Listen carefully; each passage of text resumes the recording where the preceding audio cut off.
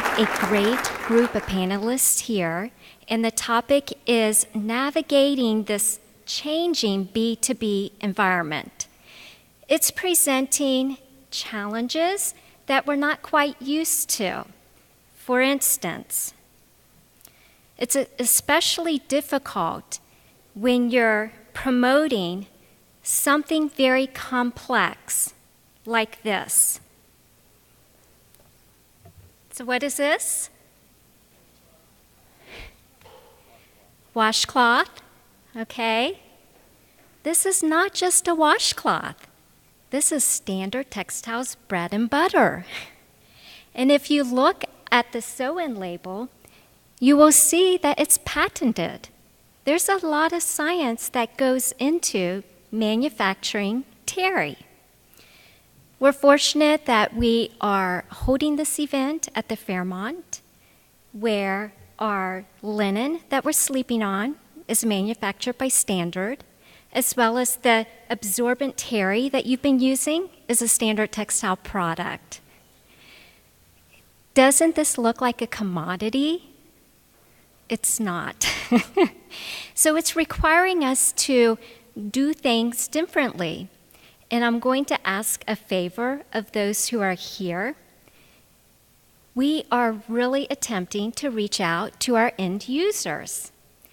Because there's so much innovation that goes into this washcloth that if our GM is making a decision prior to sitting with one of our sales consultants, he's missing out on that innovative story. So we're reaching out to the end user, and we're doing it in interesting ways. And this is the favor I have to ask, and I did ask permission to do this. Are you guys having an extraordinary experience? Thank you. Do you love Standard Textiles, towels, and linens that you've been sleeping on and drying off? Can I get you to say that, and I will videotape it and send it to our CEO? This is the type of things that we're doing today. So, and I did ask permission. I'm serious about this. So it will just take a second. So will you guys shout out, I love Standard Textile sheets and towels? Okay, let me get set up. Okay, on cue. 1, 2, 3. I love Standard Textiles.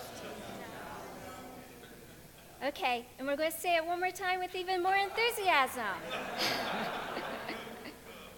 Okay, go.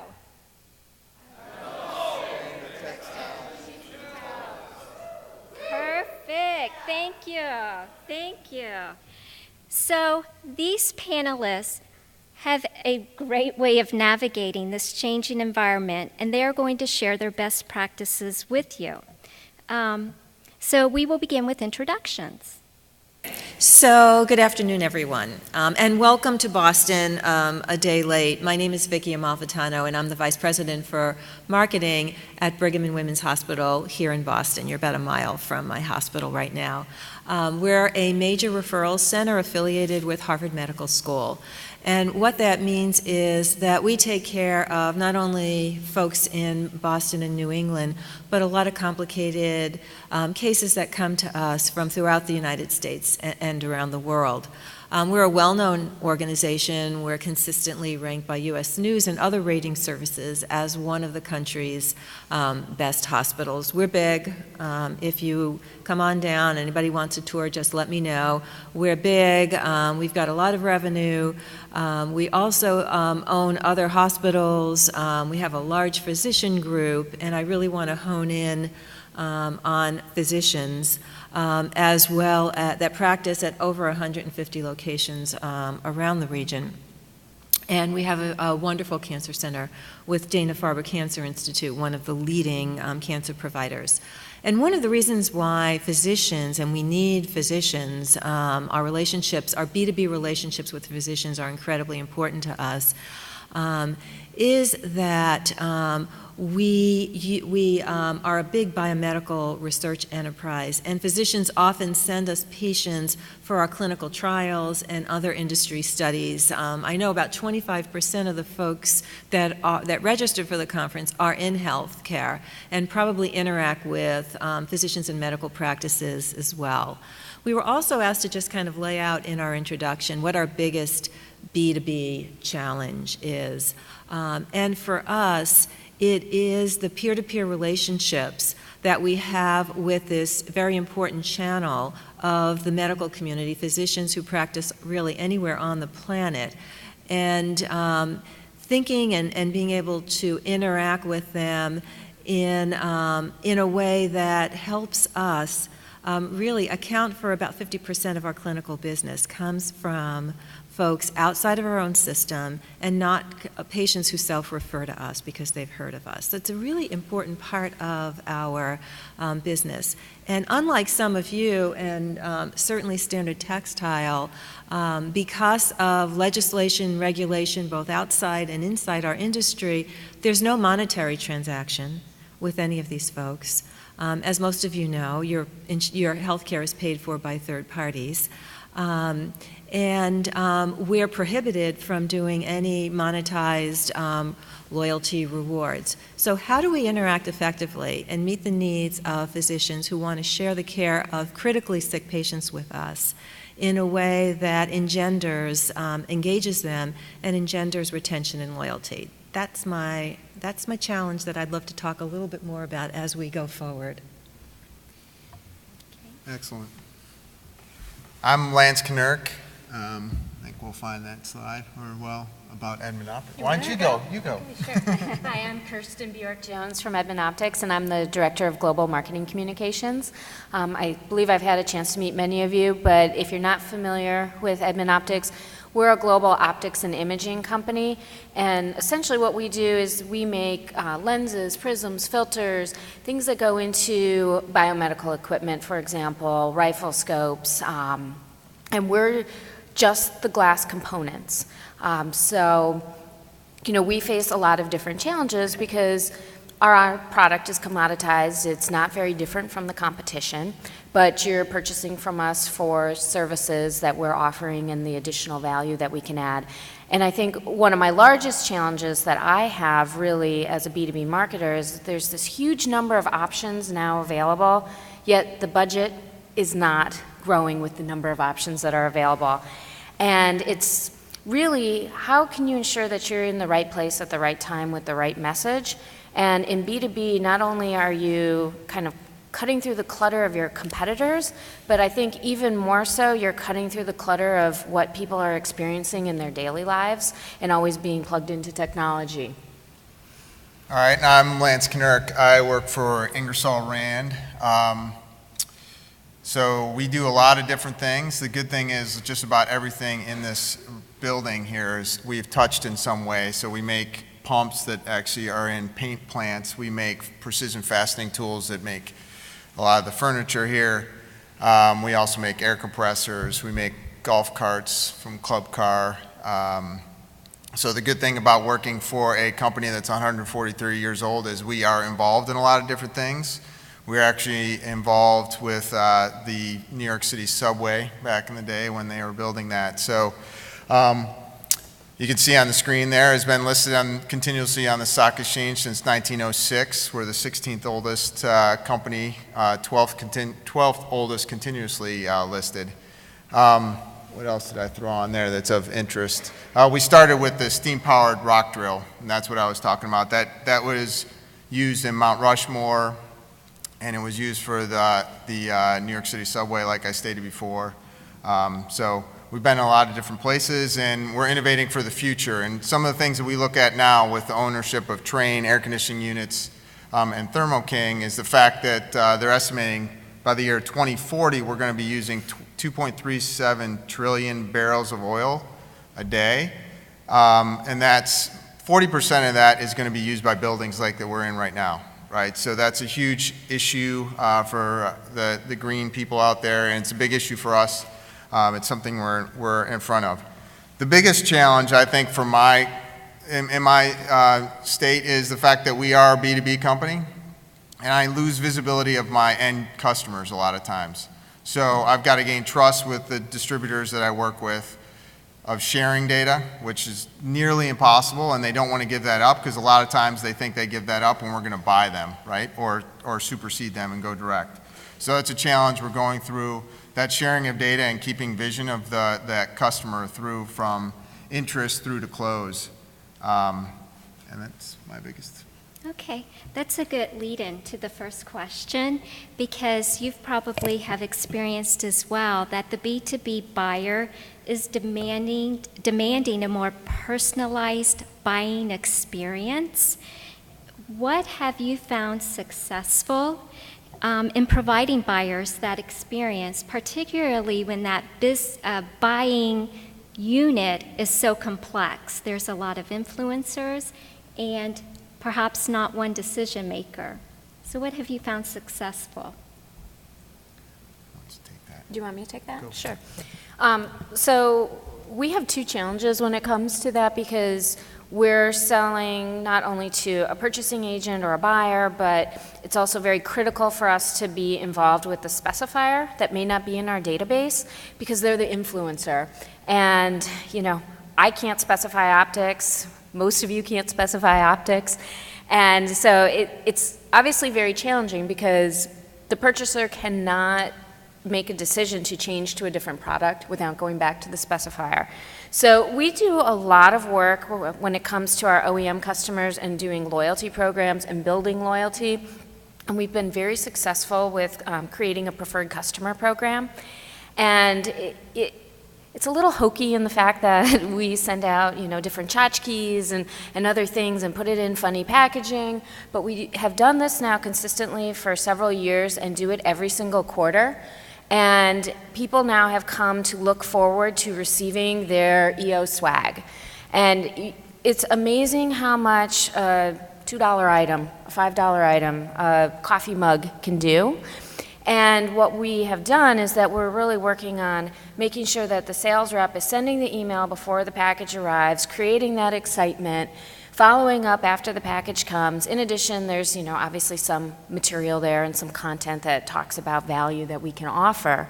But then we're giving the sales team a reason to call their customer to be able to have a conversation that isn't, hey, what are you working on and how can I help and what can I sell you today? It's, did you get the package that I sent you? Oh, what did you think about it, good or bad? And then have that conversation of what else are you working on? What's the name of the engineer there? Is there somebody that I can connect with the engineer? And it's worked extremely well for us. Mm-hmm. Great. Lance, would you like to? Mine's kind of simple because I feel like we're still growing. I'm still growing with the sales team to get them to trust us. So, I mean, I break it down in a very simple way. There was a story a month ago where, you know, we do a lot of lead generation things, and we got a lead in, and I sent it out to the our team sent it out to the salesperson. A quick response from the salesperson, that's been a customer of mine for 10 years. So my first response was, well, then you probably already knew that they were looking for this, right? That, of course, was not a good response. No, he didn't know, but that's where I say we're educating and building trust with our sales folks, that they understand the digital, and the more information they can provide to us, the more we can help them, right? So our salespeople, they know a lot of their good customers really well, but in complex sales, like in a building like this where we're selling a trained commercial unit in here, there are too many decision makers in it. And I've been on sales before too, where you think you're with the right person and you might not be, where there's influencers and things like that. So, you know, we're trying to feed that information into them in a very simple way. And you know, Salesforce is our CRM system. We're starting to evolve into. We used to use Siebel, but that information flowing into them about all the different people in the accounts is helpful. Again, and joking around with Mark, there are the salespeople that know the account inside out. But again, even working with them and feeling comfortable that they do, and reassessing the fact that they do know the account inside out, and these are the people that we're looking at these pages. I know that's basic blocking and tackling that we're all doing, but for me, that's the biggest gain that I'm getting right now from working with our salespeople. just to help them close accounts, right, and win it, and win favoritism with the accounts that they're working in, that they know 360 what is going on with something that's evolving in a space where they're going to buy a $100,000 to $1 million product. So it's basic, it's analytics, right, and getting that analytics to a point where they can understand it. Because you're right, we get too much, and we try and get it to the point of action for the people that can close the deal. So that's right now, I think, our best win, and sort of the small things that we're doing to affect that. Okay. Vicki, you work in an industry That's totally different. and where we play. Yeah. In healthcare. Right. And that personalized experience, while also complying with industry regulations, can make it even more challenging. So our B2B market, this peer-to-peer relationship strategy that we work very hard on, has absolutely no predictability. We segment our B2B market by physician specialty, and we very much have a content market strategy through both traditional mechanisms and digital mechanisms, so that cardiologists get certain kinds of information about the solutions that we have when they can't take care of a patient, one of you in their office. Or oncologists get certain kinds of content, and they have certain kinds of response access mechanisms that they can activate when they need our help. So what we have is a content marketing strategy around solutions and access. That's really how we think about it. So that a physician, whether the physician's in Los Angeles or the physicians in downtown Boston, they can use the same mechanisms to access us for help. So that's really been our approach. And content is provided also through physicians are lifelong learners and are required to continue their education in order to keep their medical license active. And we put on medical education programs with Harvard Medical School as our education partner, really around the world.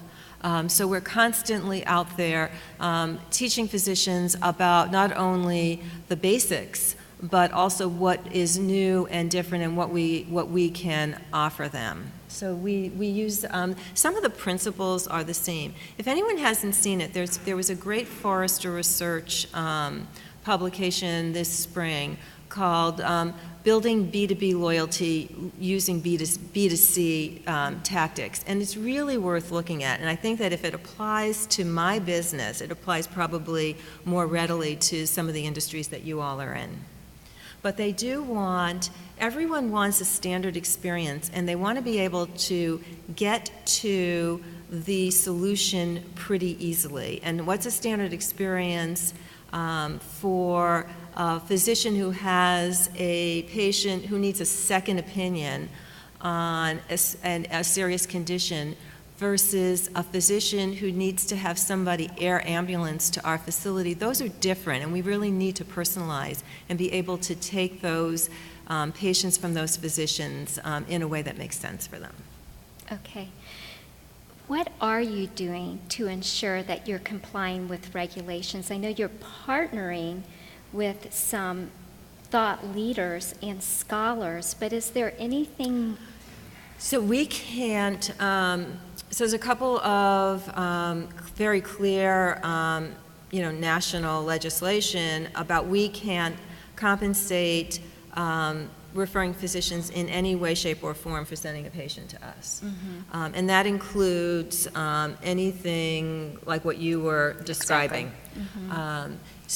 Mm-hmm. The other thing that we really need to be very clear about are conflicts of interest in research initiatives, in accepting patients into clinical trials and all of that. So people really need to disclose all their conflicts. Mm-hmm. So those are the two major areas that we need to be really clear on when we're involved in what we call our peer-to-peer relationship program, not our B2B program. Right, yeah. Right. Legal counsel and their staff We work very closely with Same. our legal team. Same, legal's at the elbow on Yeah, everything. Yeah. Exactly, Mhm. right. Have you had that experience, Kirsten, in your loyalty programs? Have you come across? So the problem that we do reach, or that we do encounter on occasion is that some of our customers, especially our government customers, they cannot accept those types of gifts. They're considered kickbacks or bribes. So those people are excluded from the portion of the program that gives the free item, but we still provide the content to them so that they get that extra love and that touch point, and they feel like, their reps are continuously keeping in touch with them. Mm-hmm. Good. And Lance, does this touch? Thankfully, I don't have to run into any of that. I mean, we have things in air conditioning units that go through regulation stuff depending on the country that we're selling into. But again, that's all, I don't have to deal with that from the marketing perspective, right? It's all based on our supply chain and what products are sold into what areas. Mm-hmm. So, and in states, California is obviously different than other states here where we have some cooling agents that are regulated. Again, I don't have to deal with any of that, thank goodness. But. Okay. One item I was really looking forward to learning about by attending this event was how one approaches their budget. Because of this changing B2B consumer, it requires us to approach our budgets differently, and we have talked about that in a number of our sessions, which has been very helpful. For me, it's not only meeting the expectations of that B2B buyer, but more and more it's meeting the CFO expectations. What are you doing to ensure that you're meeting expectations of both of those audiences? I mean, I can go first. It's very straightforward for us with the kind of documentation that exists in the clinical care world to document who's referring patients. So we can really look at where is there a new physician, where have we been able to move the number of referrals that we have by physician or medical practice.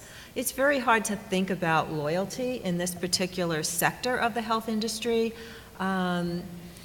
But when we're able to develop a relationship, more of a structured relationship with a medical group, we can assign them a special liaison, and then that helps, and then we can measure the volume growth in that way. So it's really all about explaining the targeting and the resources needed to accomplish the targeting plan, and then being able to demonstrate that return on investment in terms of the referrals. Referrals is just another way of saying sales. Mm-hmm. So it's the referrals that we're able to garner from a medical group or an individual physician. Mm-hmm. Okay, Lance? Yeah, from our perspective, it has been stated before, so I'm going to repeat somewhat what people are saying, but our CEO and our presidents of our different business units are looking at what we're putting into the pipeline. That's good.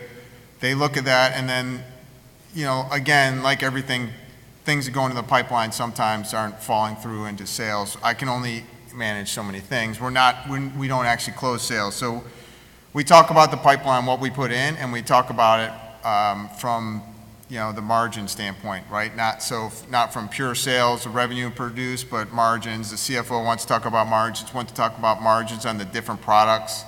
So being able to be sophisticated across the lines, and I know we all probably have 1 million SKUs out there, and we do as well.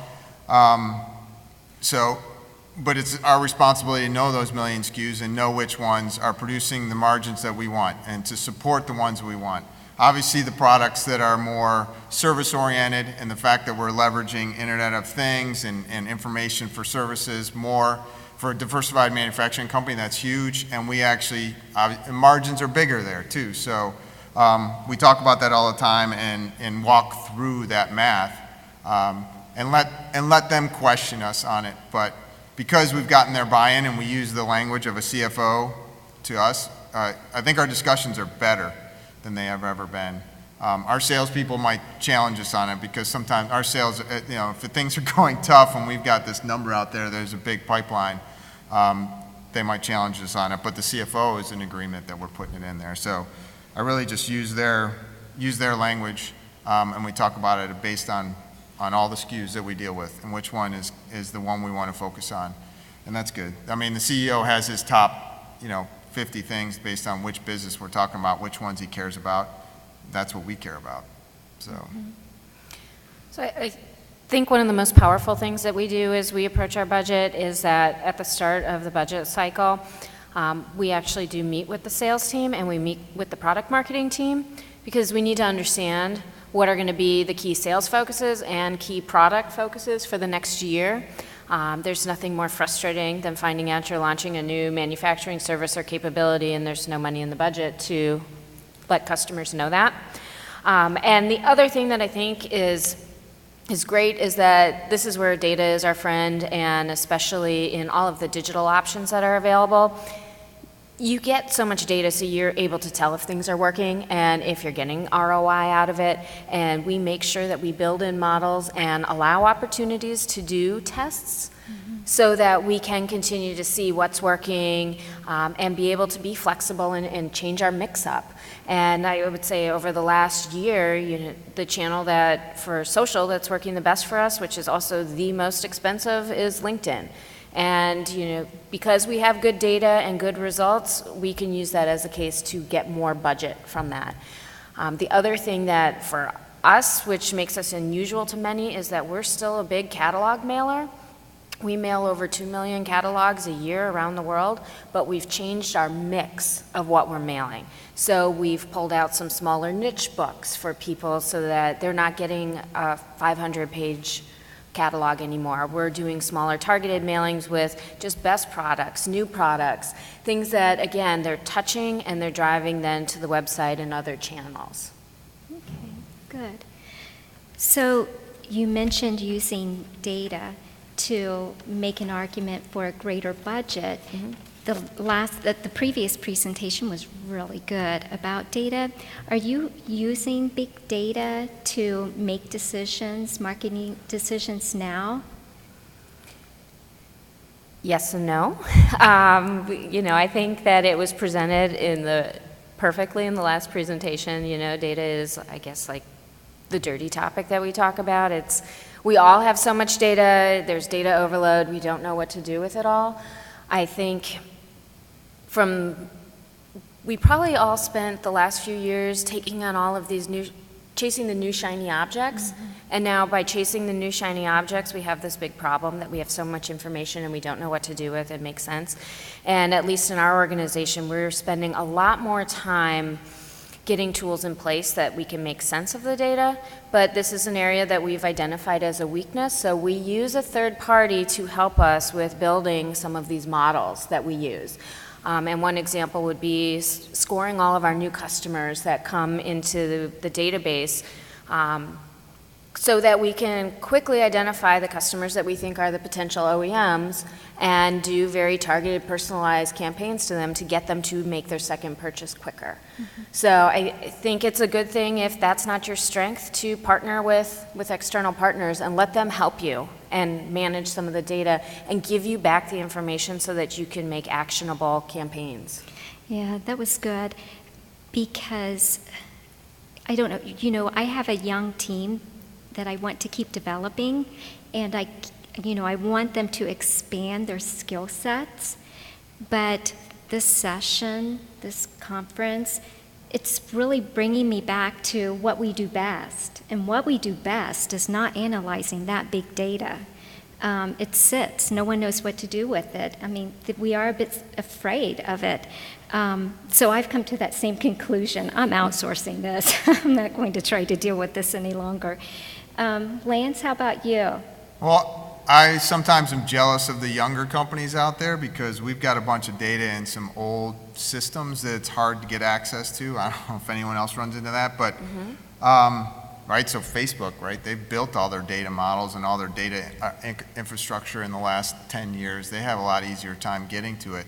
So we somewhat have a challenge. I mean, I know when replacement products should come up, right? So we know when you should be replacing, everything from filters to when service contracts come up. But I've got to go right now. We've got to manually go try and get into this data. So that's the biggest challenge for us right now. We do have data, and we have data in inaccessible places. From the marketing perspective, we have data in places I can get to it because those are newer, shiny objects that we've been able to achieve, and we can do correlation things off of what person might be likely to buy. And we're trying to figure out, I mean, it's still a process that we're working on, but we're trying to figure out what are the ones we need to focus on. When there's so many different things to go chase, you're trying to say which one has at least a 30% correlation to an actual purchasing decision, and that's the math that we are working on.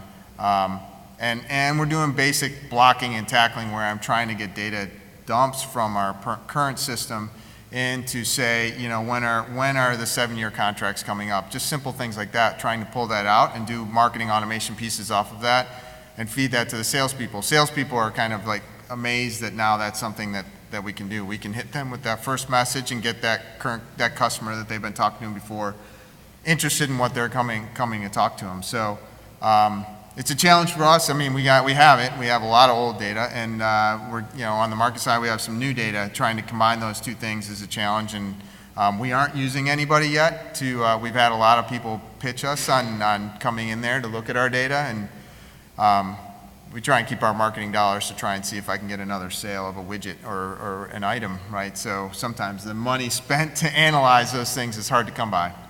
That's true. That's true. So I'm going to talk about it a little bit differently. So we, in marketing, are responsible for, working on how well are we doing as an organization, measuring satisfaction among our key channels. So in the peer-to-peer channel, one of the things that we uncovered, and we ended up going to operations and co-developing this with operations, is that much like consumers, physicians want real-time information. So a lot of you may have, with your physician or your hospital, a way to go online and look at your test results and change appointments and all kinds of things. Well, guess what? Physicians want the same experience about checking on the patients that they've referred to us.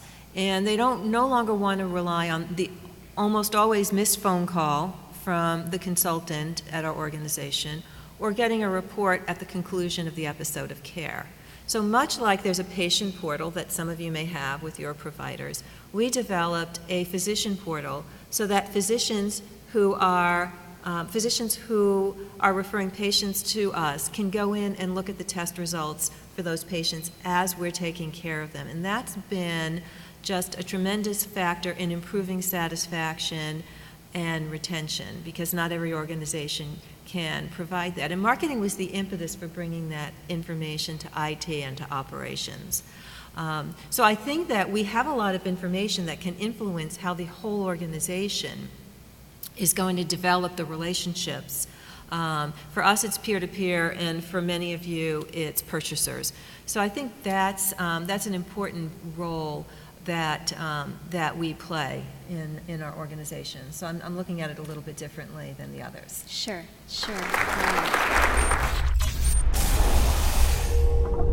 Right.